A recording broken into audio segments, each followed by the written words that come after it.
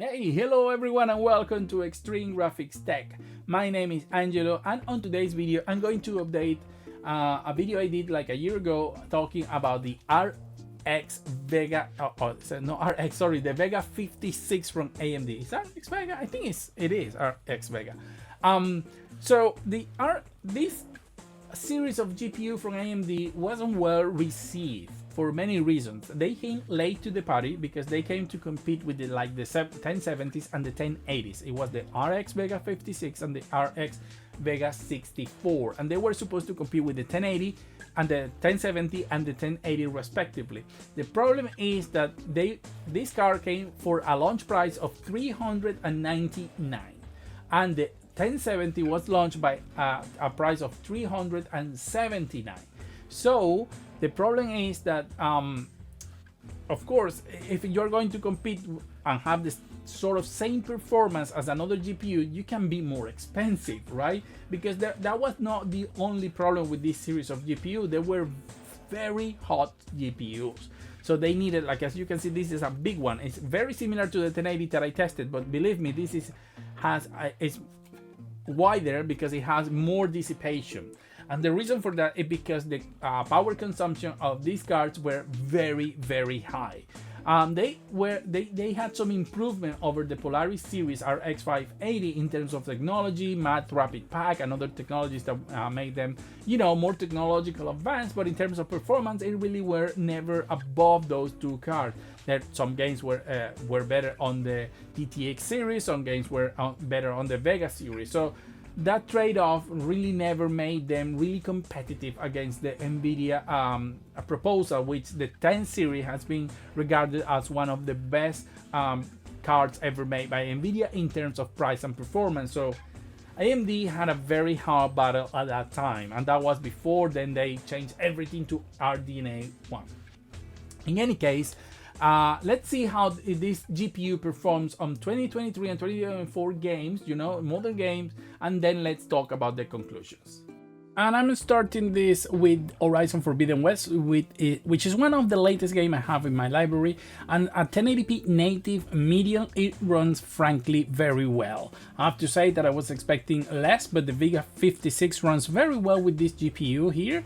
And as you can see, there are cases in the 20 or 30 minutes I was playing that you can get a little bit under 60 FPS, and maybe there are other areas, but in general you're going to have a very good gameplay with this VEGA 56. In the case of The Last of Us Part 1, what we know is a not super optimized game on PC, and even though if you use 1080p and FSR quality, then you're going to get around 60 FPS, but there are going to be some slowdowns to the 50, so you have to take that into consideration. However, I think after all that I was expecting much worse, and I was expecting the target to be around 30. Well, it's quite good, to be honest. Now, Avatar is a game that I wouldn't recommend going under medium as quality, so I'm going to low. I wouldn't recommend it. And we're already using FSR quality at 1080p, which is something I would not recommend to go to balance or performance. So in this case, I think probably if you have the possibility, limiting the game to 40 FPS will give you the best performance and quality on the game. However, as you can see, you're over 30 FPS all of the time, and mostly over 40. On Starfield, it's a game that I was thinking honestly that was going to be worse, but once again I was very surprised. You can see 1080p with FSR at 67%, medium quality that is around 50 FPS. This game is going to receive a new patch very recently. It was announced today, so I think this can just improve in that next patch. So that's going to be very interesting when the patch comes out. But at the moment, I think the performance is quite decent, all things considered, on this VEGA 56. Jedi Survivor, well, we know this is a very badly optimized game with lots of issues. However, with the VEGA 56 at 1080p native medium, we can play above 40 FPS, which I would think is the recommendation again if you can, to block the game or the frame rate to 40, and you're going to have the best of both worlds. However, the reason I didn't use FSR is because in my case I've been having issues with FSR in this game not working on two different PCs on different GPUs. I don't know why, but it never works, so that's why I'm using 1080p native.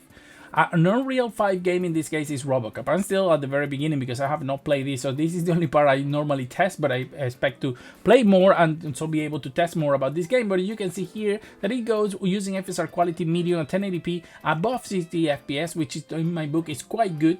That you know that we can play this sort of game at more than 60 FPS or at least around 60 FPS, and the Vega 56 is playing the part, so very good on that side. You can play Unreal 5 games very well. The last game I'm testing is Ratchet and Clank Rift Apart, and honestly, on my experience, I was expecting worse with this game, but for some reason it's running extremely well at FSR quality, 1080p medium. Of course, no ray tracing, this card doesn't support it, but even so, we're over 80 FPS. I should have been a little more aggressive with the settings, maybe going to high, but still, even in this area with lots of particles, the game is running quite good.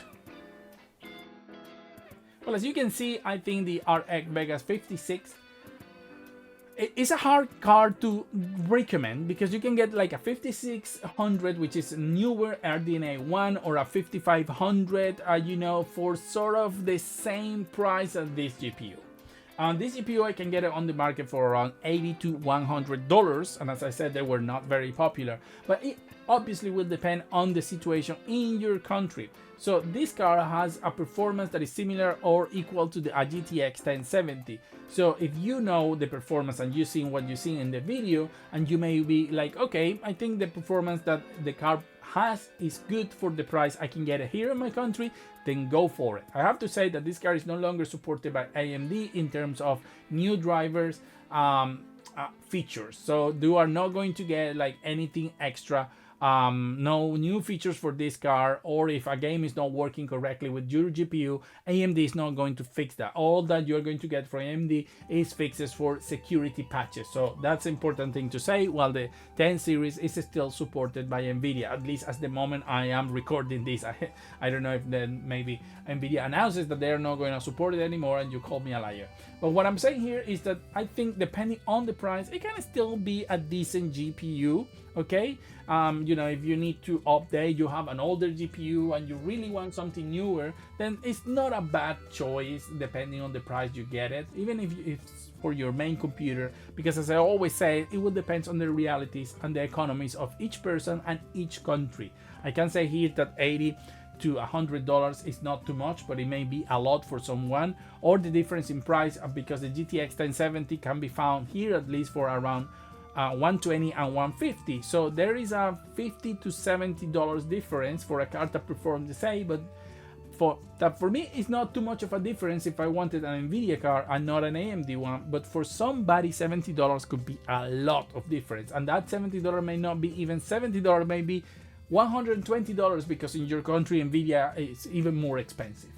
So at the end of the day, obviously it's going to be your choice. I have presented you the facts, and I hope, well, that you if you're looking for this card, it helps you make a decision. Thank you very much, and as always, see you on the next one.